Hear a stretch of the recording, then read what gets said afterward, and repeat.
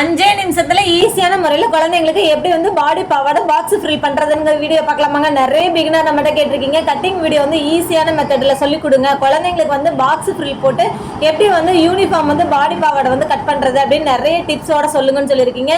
நிறைய அனுபவமான உங்களுக்கு வீடியோ தாங்க இந்த வீடியோ. நிறைய பார்த்த உடனே நீங்களும் வந்து ஈஸியா கட் பண்ணிக்கலாங்க. வந்து எந்த அளவுக்கு யூஸ்ஃபுல்லா இருந்துச்சு அப்படின்றத கீழே இருக்க கமெண்ட் பாக்ஸ்ல கமெண்ட் பண்ணுங்க.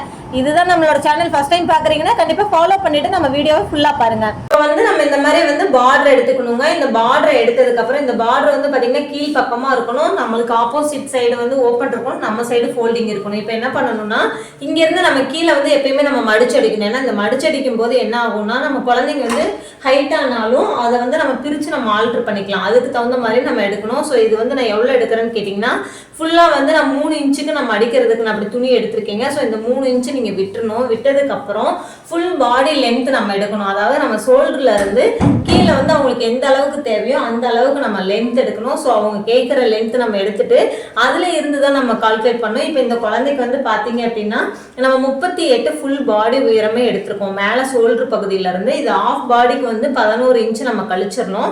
11 இன்ச்சு கழிச்சதுக்கு அப்புறம் பாத்தீங்க அப்படின்னா உங்களுக்கு 28 இன்ச்சு வந்து பேலன்ஸ் இருக்கும். ஓகேங்களா? இப்போ இந்த 28 வந்து நம்ம இந்த இடத்துல வந்து ஆல்ரெடி நம்ம மார்க் பண்ணிருக்கோம் பாத்தீங்களா? ஸோ இந்த மார்க்குக்கு மேல இருந்து 28 எடுக்கணும். எங்க வருதுன்னு பாருங்க. கரெக்டா இந்த இடத்துல 28 இருக்கு இல்லையா? ஸோ இந்த 28 ஸ்ட்ரெயிட்டா நீங்க கட் பண்ணி எடுக்கணும். ஃபர்ஸ்ட் 28 எடுக்கிறீங்கன்னா அதே மாதிரி எல்லா லைன்லயும் வந்து 28 எடுத்துக்கோங்க. ஏன்னா இந்த வந்து 28 எடுத்ததுக்கு அப்புறம் இதை நம்ம கட் பண்ணிட்டு இதுல தான் நம்ம வந்து பாக்ஸ் ஃப்ரில் போட போறோம். ஸோ வந்து நார்மல் ஃப்ரில் கிடையாது. இப்போ இதை என்ன பண்ணணும்னா இதை வந்து கட் பண்ணி எடுத்துக்கணும். இப்போ பாருங்க, இந்த மாதிரி நம்ம கட் பண்ணும்போது ஸ்ட்ரெயிட்டா இருக்கான்னு சொல்லிட்டு கட் பண்ணி எடுத்துக்கணும். ஸோ இது வந்து பாத்தீங்கன்னா எக்ஸ்ட்ரா வந்து நம்ம அந்த மேல் பாட்டம் வருது இல்லையா? ஸோ அந்த மேல் பாட்டத்துக்கு நம்ம இதை கால்குலேட் பண்ணி எடுக்கணும். ஓகேங்களா? இப்போ இது வந்து கீழ் பாட்டத்துக்கு அவங்களுக்கு நம்ம எடுத்துட்டோம். இப்போ இதை வந்து நம்ம இப்படி ஓப்பன் பண்ணிட்டோம் அப்படின்னா உங்களுக்கு பாக்ஸ் ஃப்ரில்லாவே கிடைச்சிரும். ஸோ இந்த லென்த்தை தான் நம்ம வந்து என்ன பண்ணுவோம்னா இதை வந்து நம்ம ஃபுல்லாவே வந்து பாக்ஸ் ஃப்ரில் போடணும். அதாவது நார்மல் ஃப்ரில்லை விட பாக்ஸ் ஃப்ரில் வந்து யூனிஃபார்முக்கு சூப்பரா இருக்கும். எப்பயுமே வந்து யூனிஃபார்ம் தைக்கும் போதும் சரி, நம்ம குழந்தைங்களை கொஞ்சம் யூனிக்கா பார்க்கணும் அப்படின்னா கண்டிப்பா நீங்க பாக்ஸ் ஃப்ரில் ட்ரை பண்ணும்போது சூப்பரா வரும். இப்போ இதோடைய மெத்தட் வந்து பாத்தீங்கன்னா இவ்வளவுதான். அதாவது எப்பயுமே நம்ம குழந்தைங்களுடைய உயரத்தை எடுக்கும் போது அதுல இருந்து நீங்க 3 இன்ச்சு தையல் பகுதிக்காக விட்டுருங்க. ஏன்னா இது வந்து மடிச்சு ஃபோல்டு பண்ணும் போது நம்ம குழந்தை ஹைட் ஆனாலும் இதை பிரிச்சு விட்டு யூஸ் பண்ணிக்கலாம். இது வந்து ஒரு சூப்பர் ஆப்ஷன் தான் இது. அப்படியே நீங்க எடுத்தீங்க அப்படின்னாலும் அது வேஸ்டா தான் ஆகும். ஸோ அதனால வந்துட்டு நீங்க இந்த மாதிரி கரெக்டா ஃபார்முலா எடுத்துக்கோங்க. இப்போ இதை வந்து அவ்வளவுதான் நம்ம கட் பண்ணிட்டோம். கீழ் பாட்டம் வந்து ஈஸி மெத்தடு தான். இப்போ வந்து மேல் பாட்டம் எப்படி கட் பண்றது ஆல்ரெடி பாத்தீங்க அப்படின்னா நம்ம இந்த மேல் பாட்டத்துக்கு இந்த மாதிரி பிட்டு நம்ம எடுத்து வச்சிருக்கோம். ஸோ இதை வந்து பாத்தீங்கன்னா இந்த மாதிரி வந்து ஃபர்ஸ்ட் நம்ம என்ன பண்ணணும்னா நல்லா இந்த அங்க பாருங்க இந்த மாதிரி நல்லா வந்து கரெக்டா ஃபோல்டு பண்ணி வச்சுக்கோங்க. இந்த மாதிரி 4 ஃபோல்டிங் எடுத்துக்கோங்க. ஃப்ரண்ட் பேக் ரெண்டுக்குமே நான் வந்து ஒரே டைம்ல தான் கட் பண்ண போறேன். இப்போ இதை வந்து நம்ம கட் பண்ணி எடுத்துட்டோம் அப்படின்னா இந்த மாதிரி நல்லா ஃபர்ஸ்ட் கை அயனிங் போட்டுக்கோங்க. கை அயனிங் போட்டதுக்கு அப்புறம் இங்க இருந்து இது வந்து கீழ் பாட்டத்துக்கு இல்ல மேல் பாட்டத்துக்கு யூனிக்கா கவனிங்க. இதுல நிறைய டவுட் வரும். கரெக்ஷன்ஸ் இல்லாம எப்படி தைக்கிறதுன்னு தான் இன்னைக்கு நம்ம பார்க்க போறோம். ஃபர்ஸ்ட் வந்து இது ஸ்ட்ரெயிட்டா எடுத்துக்கோங்க. இந்த மாதிரி வந்து எட்ஜஸ் எல்லாம் வந்து கொஞ்சம் பிசுறு பிசுறா இருந்துச்சு அப்படின்னா கட் பண்ணி எடுத்துக்கணும். ஃபர்ஸ்டே இந்த மாதிரி ஃபர்ஸ்ட் வந்து கட் பண்ணி எடுத்துக்கோங்க. அப்பதான் வந்து உங்களுக்கு யூனிக்கா பார்க்க நல்லா இருக்கும். இப்போ வந்து என்ன பண்றீங்க, இங்கே இருந்து ஒரு இன்ச்சுக்கு வந்து இங்க பாருங்க மார்க் பண்ணி எடுத்துக்கோங்க. சேம் அதே மாதிரி 1 இன்ச்சுக்கு. இது வந்து எதுக்குன்னா நம்ம கீழ் ஜாயிண்ட்டுக்காக. ஓகேவா? ஸோ இதை வந்து ஸ்ட்ரெயிட் லைன் கொடுத்துருங்க. இப்போ கொடுத்ததுக்கு அப்புறம் இங்க இருந்து தான் நீங்க உயரம் எடுக்கணும். இப்போ வந்து இந்த குழந்தைக்கு வந்து ஆஃப் பாடி உயரம் வந்து 11 இன்ச் இருக்கு அப்படின்னா கீழே இருந்து தான் மெஷர்மெண்ட் எடுக்கணும், மேல இருந்து எடுக்கக்கூடாது. இங்க பாருங்க, இங்க இருந்து இந்த லைன்ல இருந்து கரெக்டா 11. இதுல இருந்து நம்ம கட்டிங்காக 1/2 இன்ச் எடுக்கணும். இந்த மாதிரி 1/2 இன்ச்சு சேர்த்திக்கோங்க. எப்பயுமே 1/2 இன்ச்சு எல்லாத்துக்குமே சேர்த்தணும். இப்போ வந்து பாத்தீங்கன்னா நெக்கோட அளவு நம்ம வந்து பெரியவங்களுக்கு நம்ம எவ்வளவு எடுக்கணும்னு சொல்லியிருக்கோம். குழந்தைங்களுக்கு வந்து பாத்தீங்கன்னா கரெக்டா நீங்க 2 இன்ச்சு மட்டும் எடுங்க போதும். இந்த மாதிரி 2 இன்ச்சு மட்டும் எடுத்துட்டு ஃபர்ஸ்ட் என்ன பண்றீங்கன்னா இதை வந்து இந்த 1/2 இன்ச்சு எடுத்திருக்கீங்க இல்லையா? மேல இந்த 1/2 இன்ச்சுக்கு வந்து ஸ்ட்ரெயிட் லைன் கொடுத்துருங்க. இந்த மாதிரி இப்போ இங்க நீங்க ஆல்ரெடி ஸ்டார்டிங்ல வந்து 2 இன்ச் எடுத்திருக்கீங்க. இந்த 2 இன்ச் வந்து நெக்கோடைய அகலம். ஓகேங்களா? இப்போ இதுக்கு இங்கிட்டு ஷோல்டர் பாயிண்ட் வரும். இப்போ இதில் இன்னொன்று நம்ம என்னென்னா இப்போ இதில் வந்து இன்னொன்று என்னென்னா நம்ம இந்த ஷோல்டர் பாயிண்ட்லேயே வந்து எதுலேயுமே நம்ம ஸ்லீவ் ஜாயின் பண்ண போகிறதில்ல. அதே மாதிரி நம்ம சீரி வச்சும் இதில் ஜாயின் பண்ண போகிறதில்ல. இதுலேயே தான் நம்ம ஸ்டிச் பண்ண போகிறோம். இதில் வந்து ஸ்டிச்சிங் நல்லா பண்ணணும் அப்படிங்கிறதுனால இப்போ இது நம்ம ஷோல்டரை வந்து நம்ம பெரியவங்களுக்கு வந்து எடுக்கிறத விட சின்ன குழந்தைங்களுக்கு அப்படிங்கும்போது கரெக்டாக எடுக்கணும். ஸோ இப்போ 2 இன்ச் அப்படின்னா நம்ம 3 இன்ச் எடுக்கணும். 1 இன்ச்சு சேர்த்து எடுங்க. இந்த மாதிரி 3 இன்ச் எடுங்க. இப்போ இந்த 3 இன்ச் எடுக்கிறீங்களா? இந்த ஆம்கோலோட உயரம் எவ்வளோ எடுக்கணும்னா கரெக்டாக வந்து பார்த்தீங்கன்னா 4 இன்ச் எடுங்க. அதுவே அதிகம் தான். நீங்கள் 4 இன்ச்சுக்கு பதில் 5 இன்ச்லாம் போட்டிங்கன்னா ஆம்கோல் வந்து லூஸ் கொடுக்க ஆரம்பிச்சிடும். ஸோ அதனால் வந்து இந்த மாதிரி கரெக்டாக வந்து பாயிண்ட் எடுத்து நீங்கள் மார்க் பண்ணி எடுத்துக்கோங்க. இங்கே பாருங்கள், அதுலேயே நீங்கள் வந்து மார்க் பண்ணிக்கோங்க. இந்த மார்க் பண்ணதுக்கப்புறம் இங்கே இருந்து எப்பயும் போல் ஒரு 1/2 இன்ச் எடுத்துக்கோங்க. இது வந்து நம்ம குடஞ்சி எடுக்கிறதுக்காக. இப்போ பாருங்கள், இந்த இடத்துல இருந்து நம்ம எப்பயும் போல் நம்ம என்ன பண்ணுவோம்னா இந்த ஷோல்டரில் இருந்து நம்ம கீழே வந்து 2 இன்ச்சு விட்டு தாங்க நம்ம அந்த கர்வ் கொடுக்கணும். இங்கே பாருங்கள், இந்த கர்வ் வந்து இதுக்கு கீழே வந்து அப்படியே ஜாயிண்ட் இதில் வந்து கொடுத்துடணும். இப்போ கொடுத்ததுக்கப்புறம் நம்மளுடைய நெஞ்சோட சுற்றளவு குழந்தைக்கு எவ்வளோ இருக்குது அப்படின்னு சொல்லி பார்க்கணும். ஏன்னா அதுக்கு தகுந்த மாதிரி தான் நம்ம அளவு எடுக்க முடியும். இப்போ இவங்களுக்கு வந்து ஜஸ்ட் சுற்றளவு 24 அப்படின்னா 4ல் 1 பங்கு எடுக்கணும். ஓகேங்களா? இப்போ 24 அப்படிங்கும்போது அதில் 1 பங்குனா 6 இன்ச் இருக்கு இல்லையா? ஸோ இந்த 6 இன்ச் ஒரிஜினல் கொடுங்க. அதில் இருந்து 2 இன்ச்சு எக்ஸ்ட்ரா தையலுக்காக கொடுங்க. அதே மாதிரி ஆம்கோலோட சுற்றளவு வந்து பார்த்தீங்கன்னா அவங்களுக்கு 14 அப்படின்னா 7 இன்ச்சு கரெக்டாக எடுங்க. இங்கே பாருங்கள், 7 இங்கே இருக்குது. ஸோ இதில் இருந்து 2 இன்ச்சு எக்ஸ்ட்ரான்னு கொடுங்க.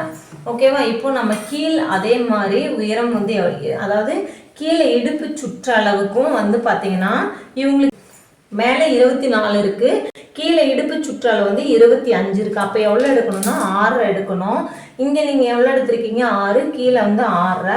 ஸோ அதே மாதிரி இங்கேயும் நீங்கள் எவ்வளோ எடுக்கிறீங்கன்னா 2 இன்ச்சு எக்ஸ்டெண்ட் பண்ணிக்கோங்க. ஸோ அவ்வளோதாங்க, தட்ஸ் ஆல், அவ்வளோதான்.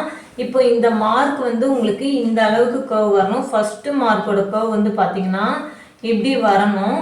அதே மாதிரி செகண்ட் மார்க்கோட கர்வ் வந்து பார்த்தீங்கன்னா இந்த அளவுக்கு சேஃப் வந்து கீழே இப்படி டவுன் ஆகணும். இவ்வளோதான். நம்ம வந்து இது ரொம்ப ஈஸியான மெத்தட். ஆனால் நான் இப்போ நெக்கை நான் கட் பண்ண மாட்டேன். நெக்கு வந்து நம்ம அளவு மட்டும்தான் போட்டு வைக்கணும். ஏன்னா இப்பயே நீங்கள் நெக்கை கட் பண்ணிட்டீங்க அப்படின்னா உங்களுக்கு சில மிஸ்டேக் பிகினருக்கு ஆகும். அதனால் நான் இது ஸ்டிச்சிங் பண்ணும்போது எப்படி நெக்கை கட் பண்ணுறதுன்னு நான் உங்களுக்கு சொல்லித்தரேன். இப்போ வந்து இந்த மாதிரி நீங்கள் வந்து ஈஸியாக கட் பண்ணி எடுத்துக்கலாம். அதாவது எடுத்தோடனே நம்ம என்ன பண்ணணும்னா இந்த மாதிரி ஃபோல்டிங் வந்து நம்ம பக்கம் இருக்கணும், ஆப்போசிட் சைடு ஓப்பன் சைடு இருக்கணும். 1 இன்ச்சு கேப் விட்டுருங்க. 1 இன்ச்சுக்கு மேலே அப்படின்னா 11 இன்ச்சில் 1/2 இன்ச்சு வந்து கட்டிங்கோட அளவு. அதுக்கப்புறம் பார்த்தீங்கன்னா எடுத்தோடனே நம்ம நெக்குக்கு தான் எடுக்கணும். நெக்குக்கு வந்து 2 இன்ச்சு எடுங்க போதும். அதுக்கப்புறம் நீங்கள் ஷோல்டர் எடுக்கும்போது 2ல் 1 இன்ச்சு சேர்த்துனீங்கன்னா 3 இன்ச்சு.